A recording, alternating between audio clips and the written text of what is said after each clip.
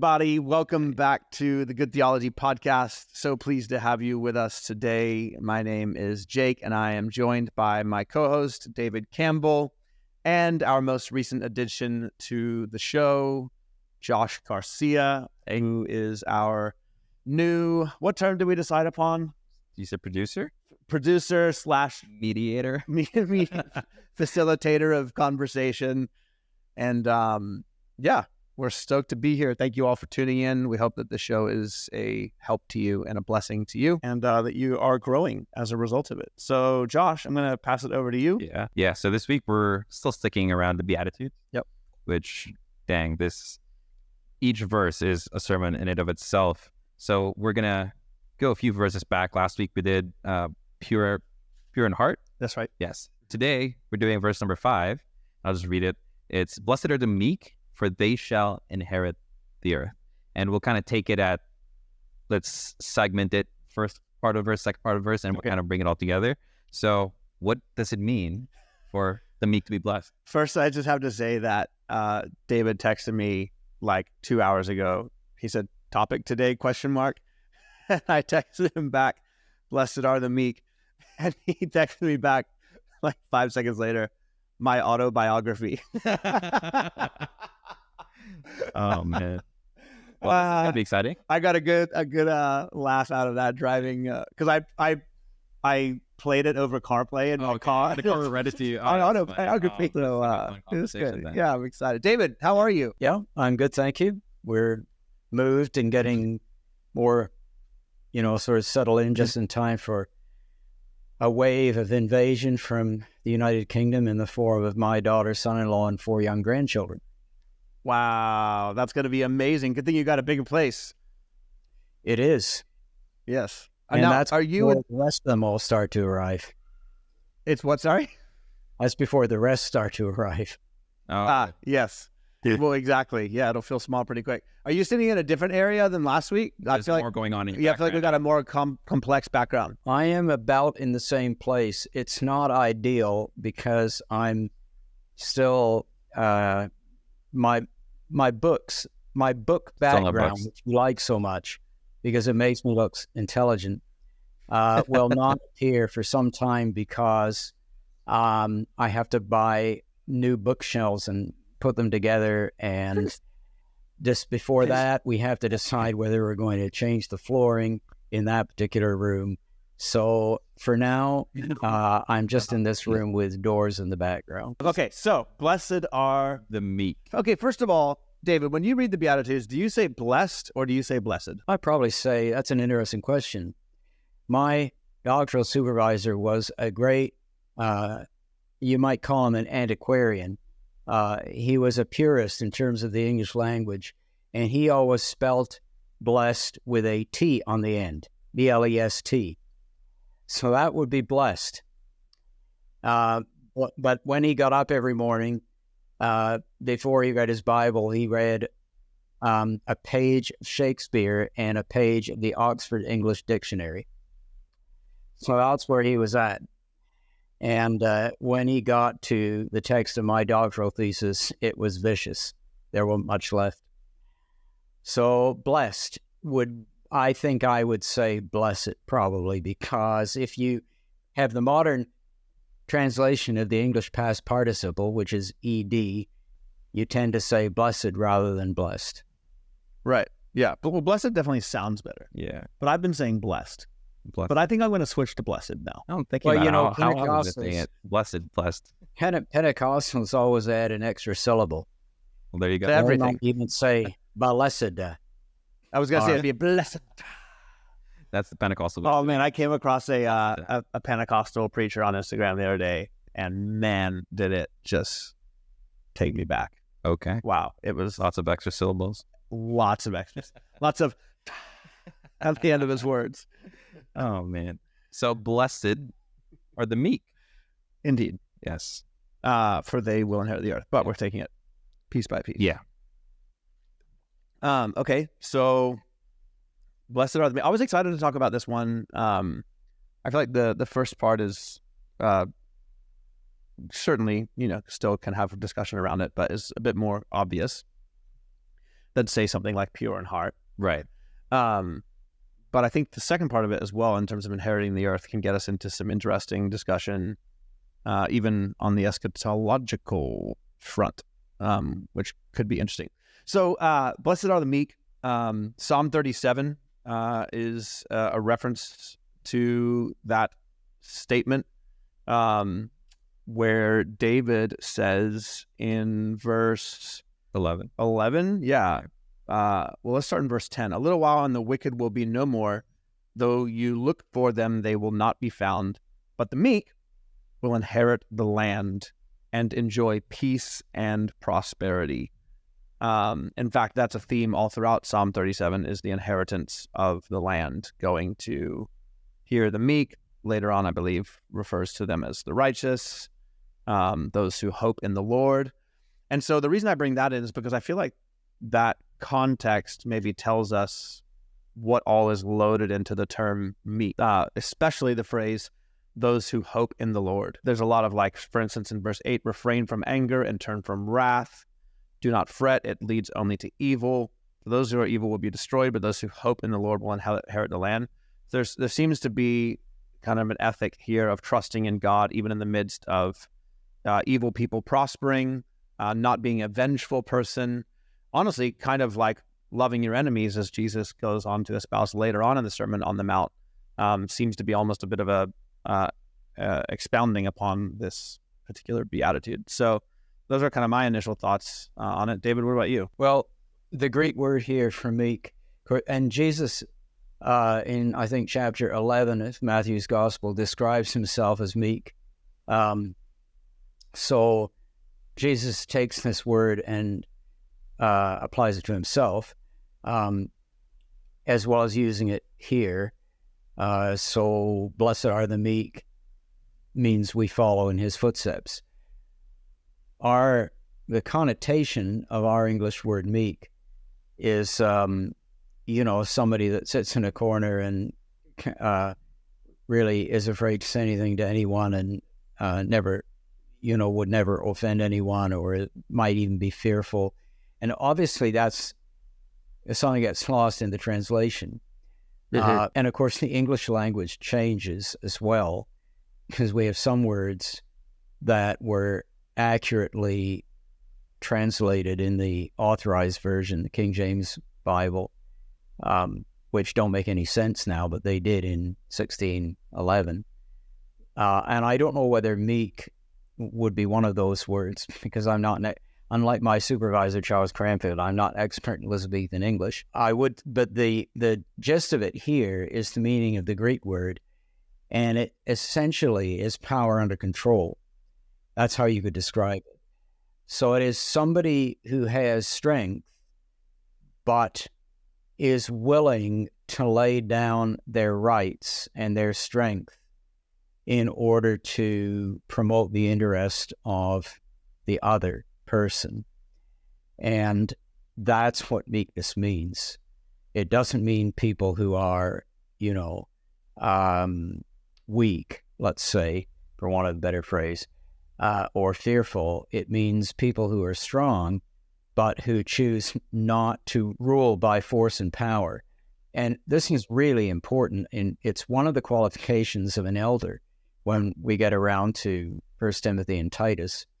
And it's really, really important, because those in leadership in the church, if you come to rule by force and power, that's abusive leadership, and it will create all sorts of trouble. And a leader has to follow in the example of Jesus, who had strength, enormous strength, but he chose to use it in the interests of those he was serving, which is you and me. So his strength carried him to the death on the cross. But it doesn't mean that he was weak. And so somehow we have to pick up the meaning of that and figure out, what does that look like in your life and in mine? And get away from the issue of personality types. Personally, this is a digression. You can tell me to shut up. But I hate these personality tests, especially the simplistic ones. I detest them and refuse to take them. I think in any event, we have to get away from the characterization of this as some kind of strong personality, or a meek person is a different kind of personality. It's got nothing to do with that. The word applies to every single person, every type of personality, whether you're out there, up front, aggressive, extrovert, introvert, whatever you are, male, female. The same word applies to all of us. As Christians, we do have strength that God gives us, but we have to use it under control, and the control relates to the benefit of those that are living around us, of those that we're living with, those that we're serving. Mm-hmm. I remember one of the analogies that Spurgeon uses for this is like a hammer and an anvil, and meekness is being the anvil. So it's not that you lack in strength. Right. It's just that your meekness makes you harder than the hammer. So no matter how many times the hammer may strike you, the anvil does not strike back, but its hardness ultimately wins the day. Yeah. So I think that's clear in terms of a meekness towards other people. And then in terms of meekness towards God, I suppose it would be a submissiveness to his word, is where my mind goes, in terms of obedience. And not oftentimes maybe, but certainly sometimes, there are things that we walk through that we don't understand, or things that God requires that we may not understand at first, especially when they're hard. But I think meekness is having an attitude of God's ways are higher than my ways, right? And submitting to the Lord when he asks us to do hard things, because we know that those hard things are ultimately for our benefit. Yeah. And I think it's interesting, this whole concept of like having, like, say, power to do something and yet not doing it, is in one way like what you were saying, like how we're meek towards God. And like, yeah, we have the choice to then be in rebellion, but we don't choose not to be in rebellion. Mm-hmm. That's why there's being blessed in that attitude. And I guess I want to bring it a bit into more of a practical, like, what does that practically look like to be meek? In like, we have we know the concept of it. Like, how does that apply to the Christian walk? Well, I think we have opportunity to be meek all of the time, because if you're living in any kind of like communal context, right, then you're going to have a lot of opportunity to be offended, and therefore to a lot of temptation to be retaliatory or vengeful or withholding forgiveness, bearing grudges, all those kinds of things. And certainly if you're in any kind of like leadership position, then your flesh wants to use power in a negative way. And so those are all constant contexts, right, where our meekness has to come into play. And as you say, God, there are often occasions when God walks us through hard things. And to me, those are occasions where meekness comes to the forefront of the choice we get to make. Exactly. Yeah. I would say it's pretty well daily. Yeah. I would think. So it's less about like you said, it's not a personality. It's kind of like the posture of your heart at a given point in time. Do you have more to say about that, David? Yeah, I just think that sometimes we can carry a little more strength than we realize. I remember, when I was a young Christian leader, having and I may have told this story before, Jake, so you have to forgive me, but I had a confrontational situation with another guy, and we arranged to meet. And when we sat down to meet, he said, "Oh, I've been in the toilet all morning." And I said, "Oh, if I'd known you were ill, I would have canceled the meeting." He said, "No, it was nerves." I said, "Well, what were you nervous about?" He said, "Well, this meeting." And realized that, I said, "Well, I've been nervous about it too, because you're such a strong personality." And he said, "Well, you are," and we kind of looked at each other and laughed. And all I remember is that we, even though we had differences, there were some theological differences that we're trying to work out. that, you know, it broke the ice, broke the tension, and we were able to walk it out fine. But I learned a lesson that I never have forgotten, that you've got always to be thinking about the impact of your words and your actions on other people. Because some people are just like, you know, a runaway train.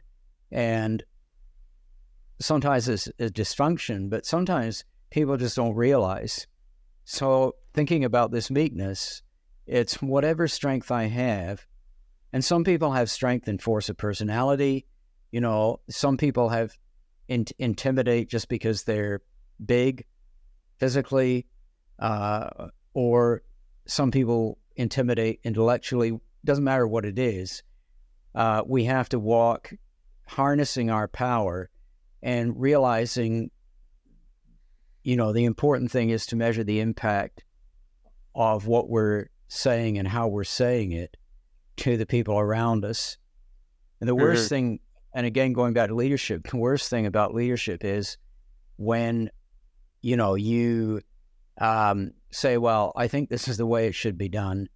And you're talking to maybe another person that you're doing a project with, or maybe you're talking to a team of leaders, and nobody says anything, and you sort of go merrily on your way and think, well, that was great, everybody agreed. No, actually, they would come back and say, I don't agree with that, you know. Yeah. So you got to bend over backward and say, it doesn't matter whether you're talking to a group of people that you're on a leadership team with, or whether it's just, you know, you're talking to your wife about tomorrow's plans, you know, or one of your kids.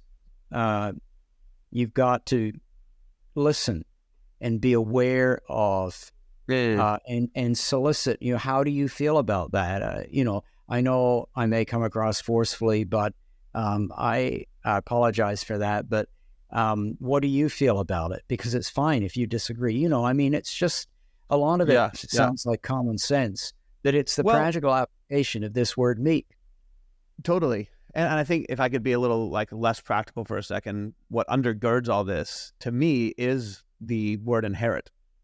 So blessed are the meek, or blessed are the meek, for they will inherit. Well, what does an abusive person do is they don't inherit anything. They take things. Yeah. So blessed are the meek, for they will inherit. There's implicit in that is a trusting that God's timing, God's provision is ultimately what is going to win the day, when we don't try to grab and grasp, but rather, as the Psalm says in Psalm 37, hope in the Lord. And I think maybe I'm wrong about this, David, in my thinking, but where my mind goes when I read this verse is to the initial promise of God to Abraham about inheriting the land. And that's, if I'm not wrong, that's the Jewish background and context. That certainly seems to be how Jesus' audience would have heard this promise of inheriting the earth, as going back to the promise to Abraham. And what does God tell Abraham to do? Not to go into Canaan and, you know, start lopping off heads and making war, but God takes Abraham and his progeny on a long period of trust and hoping in the Lord and trusting in God's timing when they will inherit. Now, that's not to say that we are completely passive in that process, because eventually there's going to come a Joshua who's going to go in and take the territory. So there is some involvement there and some activity on behalf of the believer, but it's trusting in God's good timing and going to the doors when he opens them, not beating them down. And that's probably a good way of understanding the difference. If you were to broaden our application here from leadership and just think general Christianity, how you are at work, how you are in your marriage or in your relationships with your friends, or your girlfriend, boyfriend, is your propensity to be a taker or an inheritor?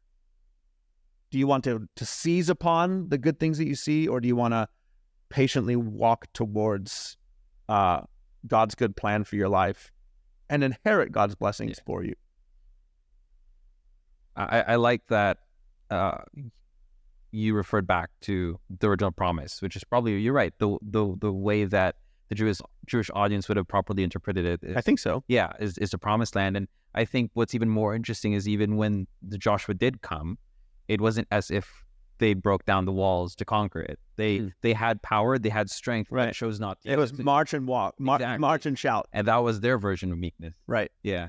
Yeah. Well, I think, and that's interesting, oftentimes I think we would maybe think about faith and meekness as opposites to one another. But actually, faith, when I am weak, then I am strong. Right. Yeah. I think faith has an inherent meekness built into it because it is a confident trust in the character and the capability of God, right, to deliver. So, is it fair to look at that, the Promised Land, and God's original promise to Jewish people as kind of the image that Jesus is referring back to? I want to hear what David thinks about that. Sure. Oh no, definitely. There's no doubt about it. It does make an interesting. There's two things. The one part is, Jesus is saying that the kingdom of God is not obtained by force and power. Sometimes that other verse where he says, the violent take it by force. But now, since the days of John the Baptist, the violent take it by force. And I used to think back decades ago that that was we were going to take the kingdom, and but actually, Jesus, the violent are the people who opposed John the Baptist, and so since the days of John the Baptist, he's saying the conflict is launched, and the violent men are coming against the kingdom of God, which makes more sense because Jesus says, "Blessed are the peacemakers," doesn't he? Right here in the Beatitudes. We're supposed to be peacemakers, not people of violence. And so in that theme, the meek inherit the earth. The people that will inherit the kingdom, we're not supposed to be taking up arms like Islam teaches, to subdue all of our enemies before us and seize power. We rule. My colleague, Professor Greg Beale, says Jesus rules ironically through his death on a cross. And so we rule ironically. We express our rule through servanthood and the laying down of our lives. And that's how we enter and possess the eternal kingdom. So it's total reversal of the way the world thinks, which is, by force and power and violent means, we're going to seize our inheritance. So Jesus is saying, no, it's the opposite. But the other point in the idea of inheriting the earth is the way that Jesus takes the Old Testament promise of inheriting the land and translates it into inheriting the eternal kingdom. And this is a really important point in understanding prophecy and eschatology. See, I knew it was going to go there. Called it. Well, it's a massive mistake that dispensationalists fall into, that there are two sets of promises, one of which is a physical land for the Jewish people, the other of which is an eternal kingdom for Christians. And that splits the covenant in two, which is what dispensationalism does. There's one covenant for the Jews, one for which makes a mockery of the whole idea of the covenant of grace, which runs throughout the whole Bible. And it does something really damaging, because the Old and New Testament are a record of promise and fulfillment. And every single prophetic promise of the Old Testament is fulfilled in Jesus Christ and in his people. And it isn't as if Jesus just fulfills some parts of the Old Testament, but other parts are fulfilled by the Jewish people, as if Jesus was a kind of an add-on. And, he was part of God's plan, but not all of God's plan. But God has got this other thing going on with the Jewish people. And of course, then it makes mockery of what the New Testament teaches, especially when we come to Hebrews chapter 7 to 11, and he talks about God has done away with the first to establish the second, and so on. And so here is a place where we see Jesus is taking the Old Testament promise, which you quoted, Jake, Psalm 37, of the land, and going back to Abraham. And he's saying this is how you have to understand it, because he's saying it's fulfilled in me. The promise of the land is fulfilled in me. That means the land is redefined, not as the physical nation of Israel within whatever boundaries, you conceive it, but as the eternal kingdom of God, which has been initiated through the death and resurrection of Jesus Christ and will enter into its final fulfillment, obviously, at his return. And so if we understand this, what Jesus is saying correctly, he drives a truck. If Jesus were here today teaching in person, he'd be driving his truck through dispensationalism a very major way. I'm not so sure about that. I think you'd be a Trump prophet. Dispy. Oh my God. Rapture believing. Do you think that Jesus uses the term earth instead of land with intention? Like, is he broadening the promise there to go from the boundaries of Israel to? Well, because the Hebrew word would be the same, eretz. Okay, that's what I was wondering. It's an expandable word. Hebrew only has 10,000 words in its vocabulary. So sometimes one word, yom, the word for day, is another example when we get into Genesis. But with eretz, and it does apply with regard to the flood, kol haaretz, the whole earth. The word can mean the land of Israel. It can mean in an undefined area. It can mean a very large area. It can mean the whole of the earth, depending on context. So Jesus is that the same in Greek? No, because Greek has a far more developed vocabulary than Hebrew does, and obviously so does English. So that's where Bible translators try as best they can to line up similar English words with the words that are in Hebrew if they're translating the Old Testament. But in the New Testament, though, in Matthew's Gospel, if he's writing that in Greek, I wonder if Matthew is... Oh, but you see, Jesus is basically quoting or alluding to the Old Testament. Sure. So Jesus wasn't speaking Greek, he was speaking Aramaic. So when we look at a text like this, we have to realize, as you pointed out correctly at the beginning, that he is talking about the eretz, the land. And so what does that mean in the Old Testament? We have to go back to the Old Testament because that's what Jesus was talking about. Sure. And and I think he's clearly defining, because if I should have had my little electronic Bible here. It's a little bit less spiritual than a real Bible, but see, verse 3, blessed are the poor in spirit, for theirs is the kingdom of heaven. Well, that's obviously in parallel with blessed are the meek, for they shall inherit the earth. So the earth or the land is equated with the kingdom of heaven. Do you understand? The parallelism of what Jesus is saying is when he's talking about earth here, or the Hebrew word eretz, he's not talking about a piece of geography somewhere around Jerusalem in a radius of how many miles. He's talking about the kingdom of heaven. All of the Beatitudes are about that. It would be ludicrous if Jesus said, blessed are the poor in spirit, for theirs is the kingdom of heaven. Blessed are the meek, for they shall inherit Israel. A nice piece of real estate just outside of Jerusalem. That's ludicrous. But it is what dispensationalism teaches. Right. Because dispensationalism teaches that Jesus is speaking to the Jews here, and these promises, according to dispensational teaching, anyone that's listening to this that believes in the rapture, you bought into something that's a lot deeper than what you thought. What dispensationalism teaches is that these words that Jesus is speaking do not apply to the church at all. Right. They only apply to the Jewish people, and they'll be fulfilled in the millennium, in the earthly millennial kingdom. That's your two covenants again. So it's a mess. That's not what Jesus was talking about at all. He was talking about the eternal kingdom. Yes.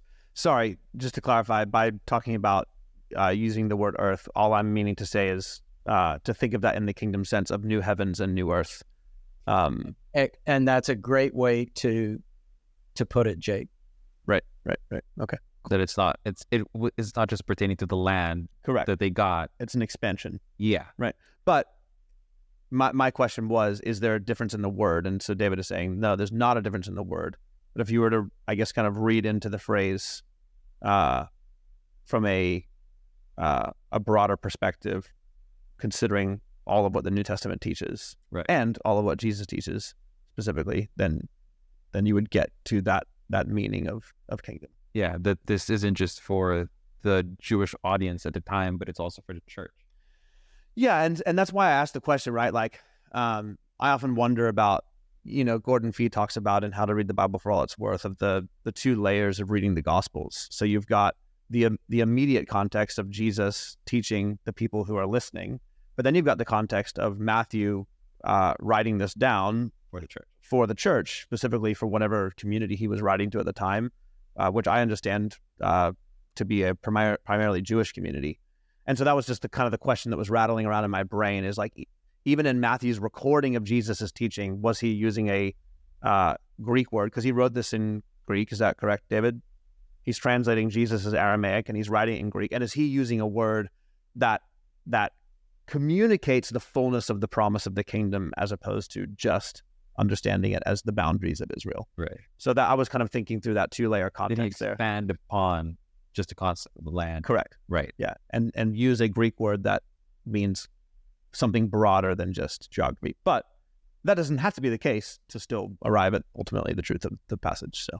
Right. Yeah. No, I mean, I think the right way to interpret it is he's clearly making a reference here to the Old Testament, that whole Right. Old Testament thread of the inheriting of the land. And he's saying, those who follow me will inherit the kingdom. So therefore, the land, the promise of the Old Testament, is not a physical piece of territory, it's the eternal kingdom. And that makes sense because the promise to Abraham in conjunction with inheriting the land was that his descendants would be from all nations. In you will all the families of the earth be blessed. So it's not specific to Israel, the promise to Abraham. And so why would the promise to Abraham ultimately, in its eschatological fulfillment, why would it be the physical nation or area of Israel or Palestine? Why would it be?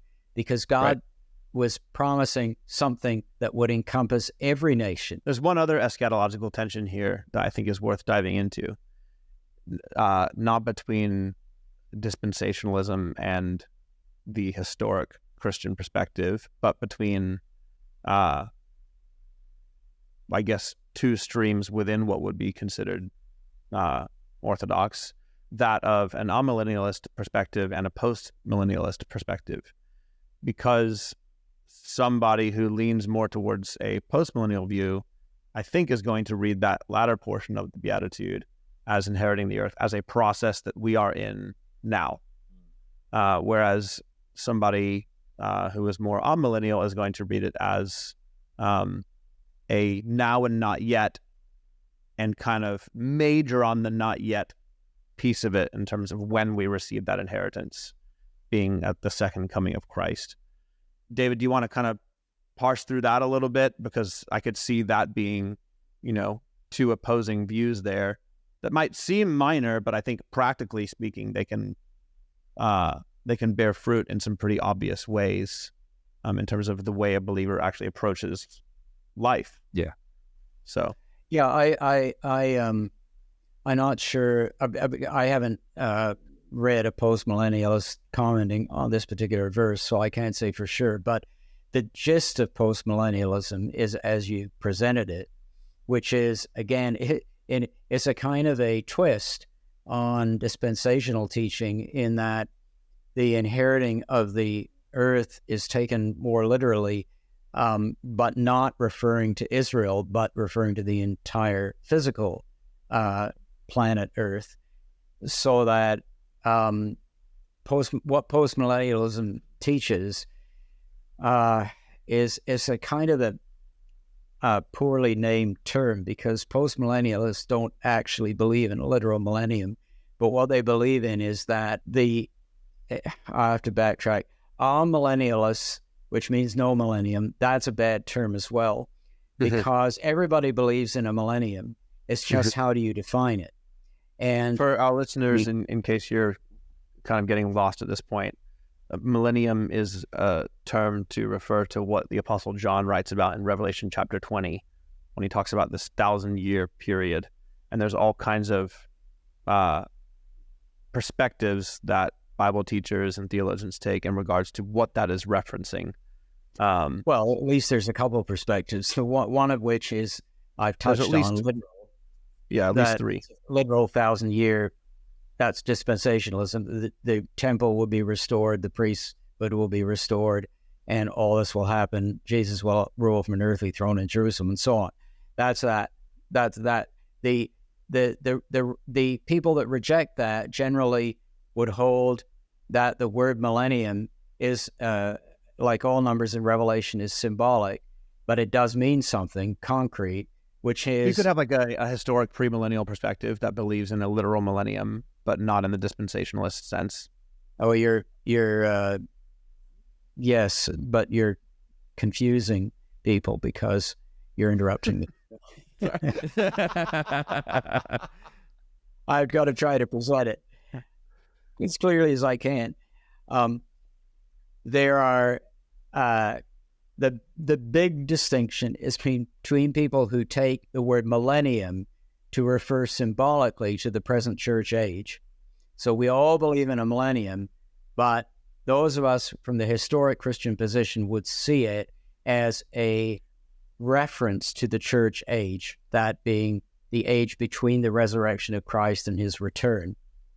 And the logic there being that, biblically speaking, 1,000 years is akin to a really long time. And and the rest of it pertains to, I obviously haven't got time to go into it in this broadcast, the exegetical or textual justification of that. That is that's what makes the most sense.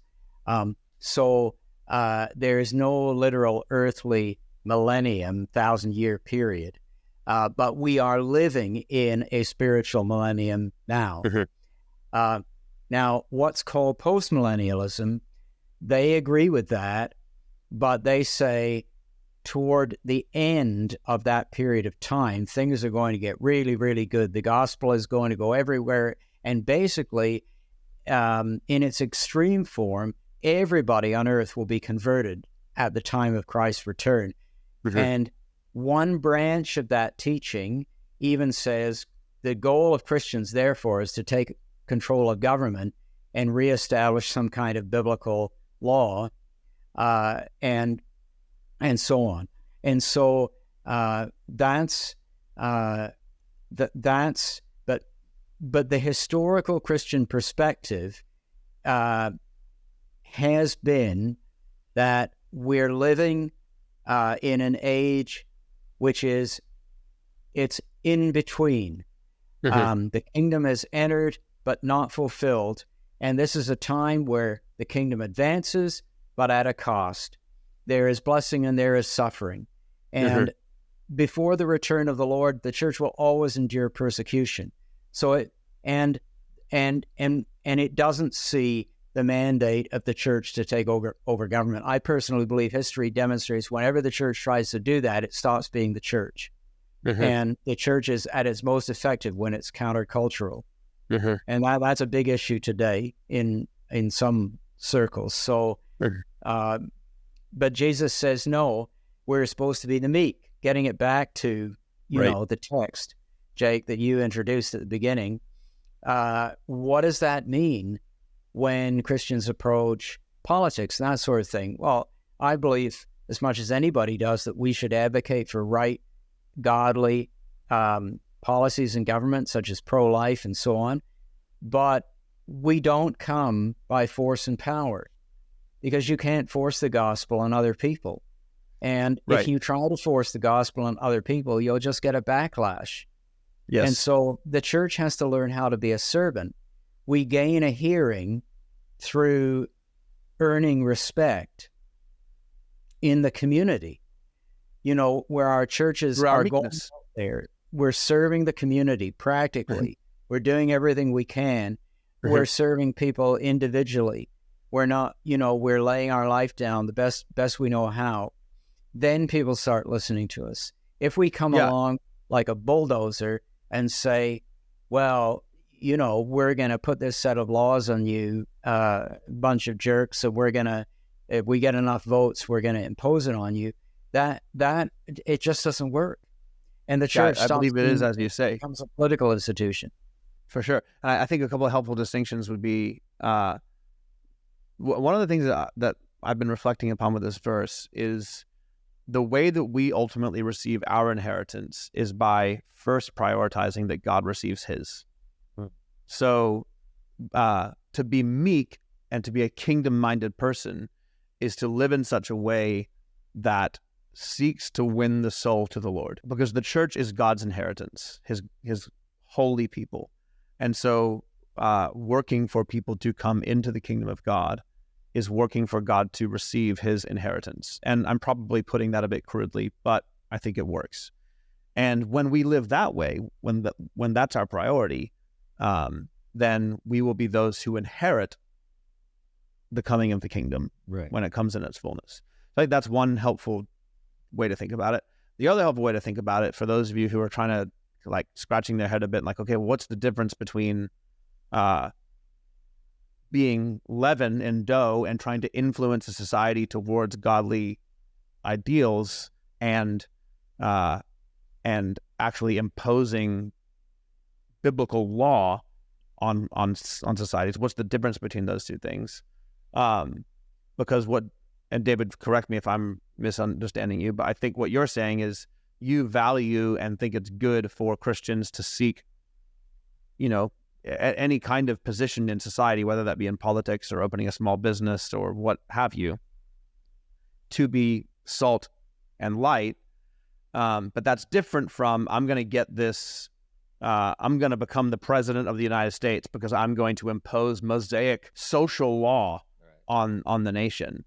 Not that our government structure would allow for that to happen, but that's not something that Christians ought to be seeking for. But that's different than seeking to uphold Christian biblical ethics, and still allowing people to, you know, make certain choices, have certain freedoms that they want to express, but within within certain parameters of what's going to promote the well-being of everybody.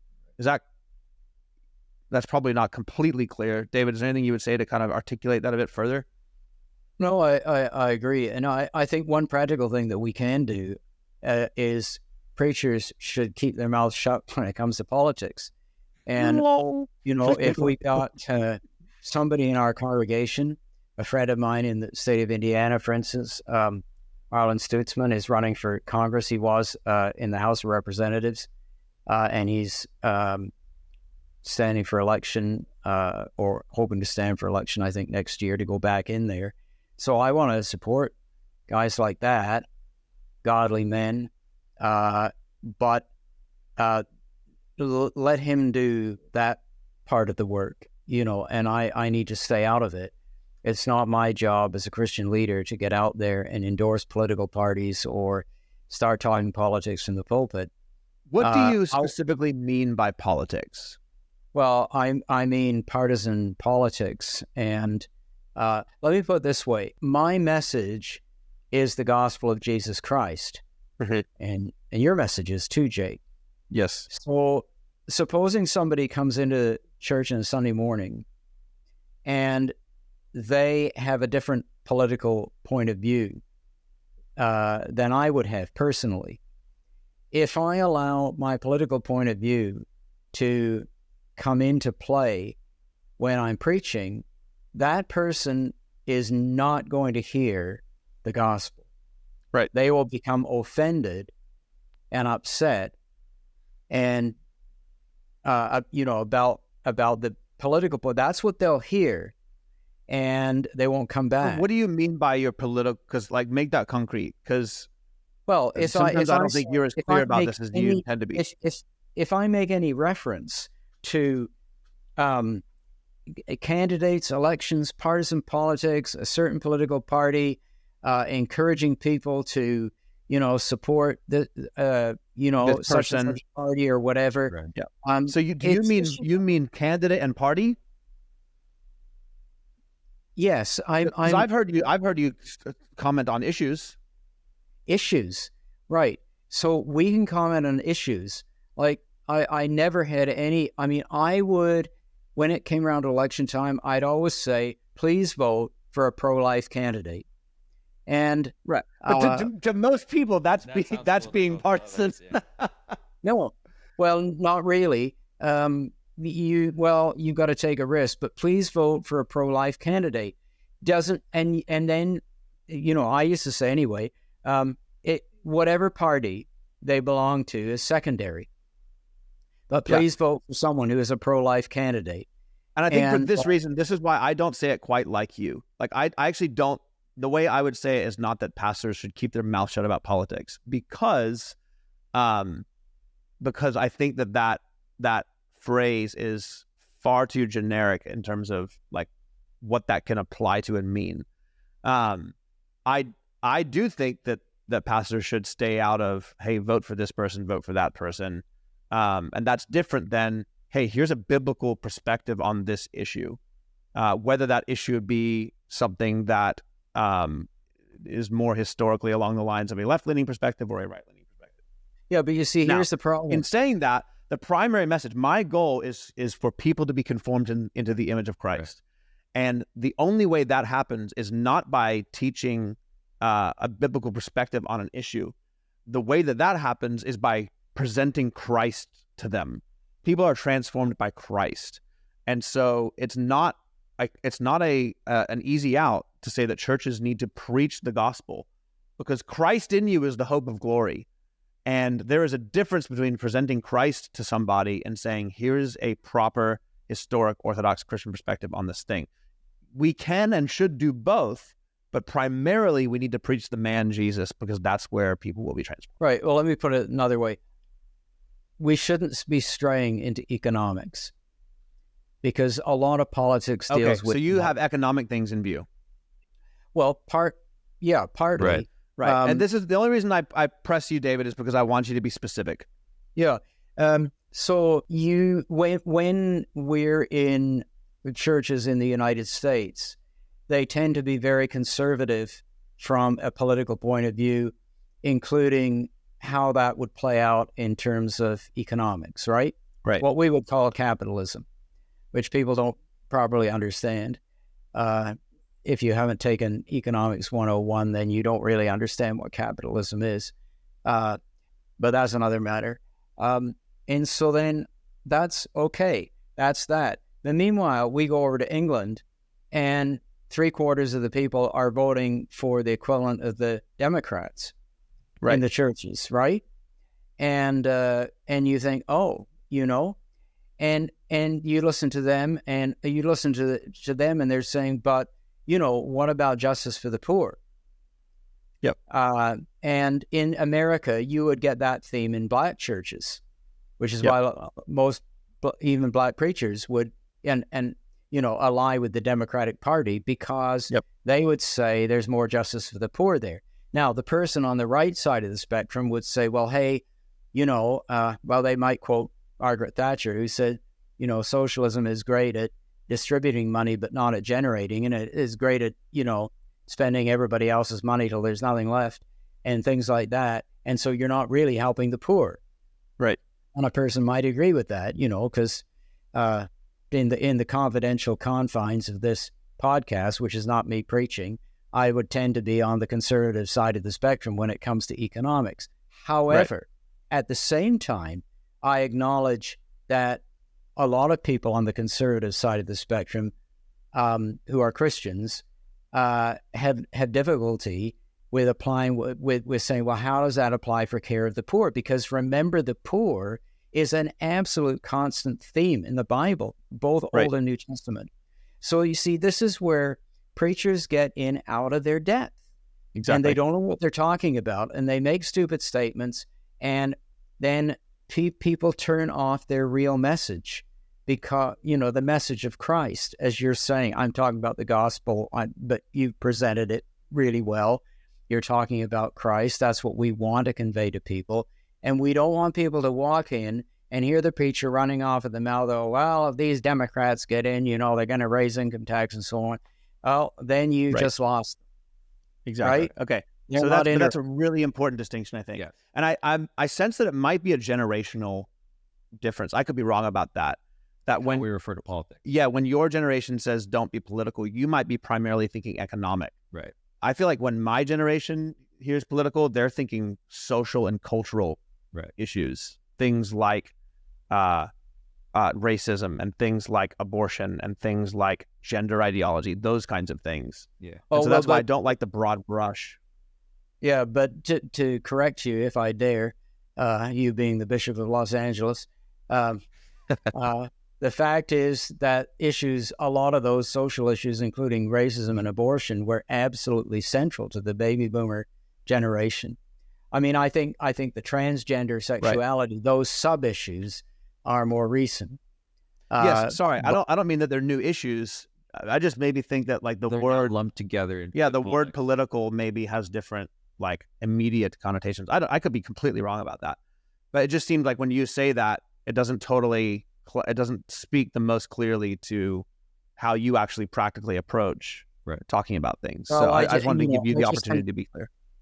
I think what we need to do is we need to be filtering everything we're saying. You know how James says, not many of you should be teachers, and if you're teachers, you're held to a higher standard. We need to be filtering, whether it's one-on-one or whether it's from, the pulpit or whatever. We need to be always running it through the filter.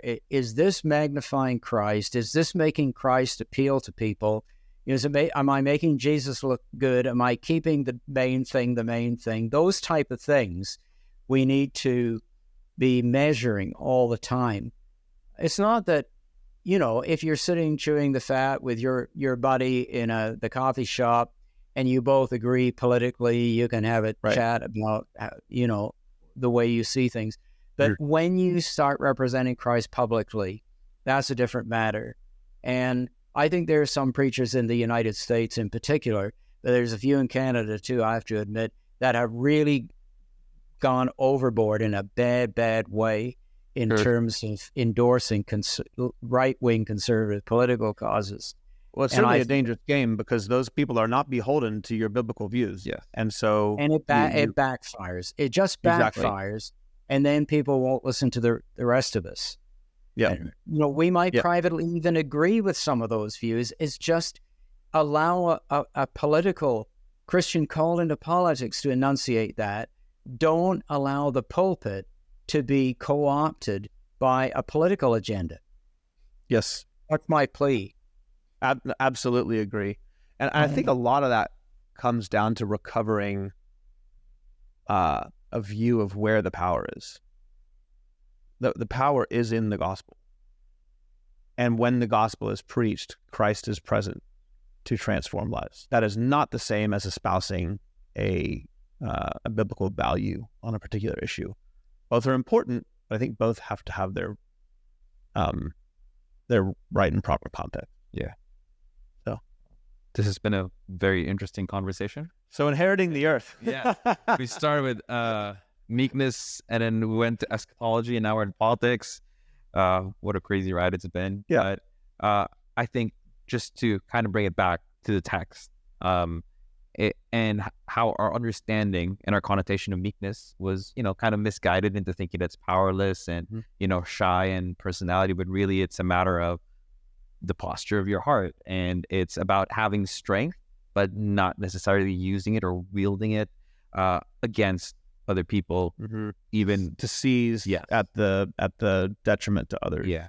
And I think that all of these things will be a good guiding principle for us as Christians and how we live on this earth, how it is that we conduct ourselves in different arenas, even in politics.